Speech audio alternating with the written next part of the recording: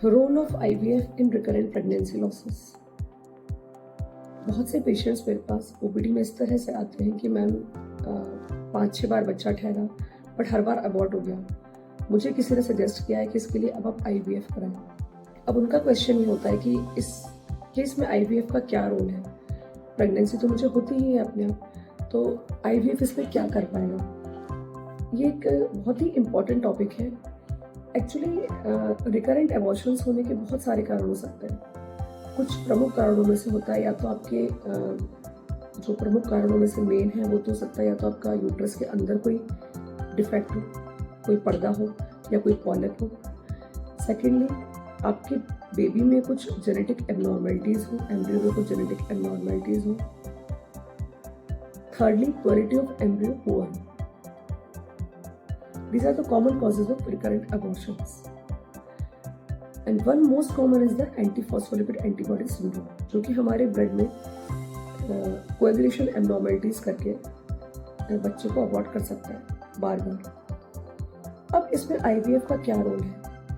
जब हम बाकी सारी चीज़ों को क्लियर कर लें कि these are not the responsible factors, जैसे कि यूट्रस में कोई कंजेनाइटल एबनॉर्मलिटी नहीं है, पेशेंट ने प्री कंसेप्शन आपसे कंसल्ट किया हुआ है तो अपन ने उसको पहले से दिया हुआ है fertility enhancing drugs, she has taken already for 3 months, और एंटी फॉस्फोलिपिड एंटीबॉडी स्क्रीनिंग हम कर चुके हैं।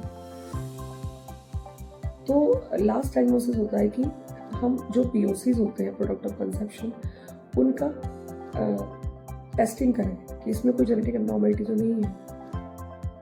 अगर उसमें नॉर्मली अगर कुछ नहीं मिलता है तो हमें कैरोटाइपिंग पॉजिटिव मिल जाता है कि trisomy for 16, trisomy for 21, and abnormality can be there. So in cases में आपका आईवीएफ वर्क करता है।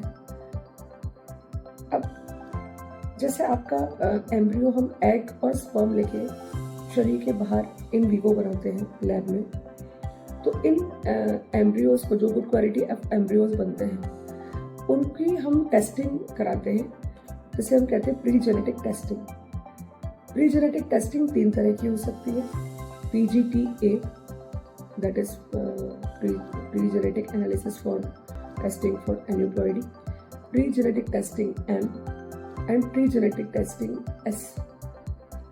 तो इन केसेस में हम normally pre genetic testing S कराते हैं, जिसे पूरी स्क्रीनिंग की जाती है कि बच्चे में या एम्ब्रियो में क्रोमोसोमल एबनॉर्मलिटी तो नहीं है।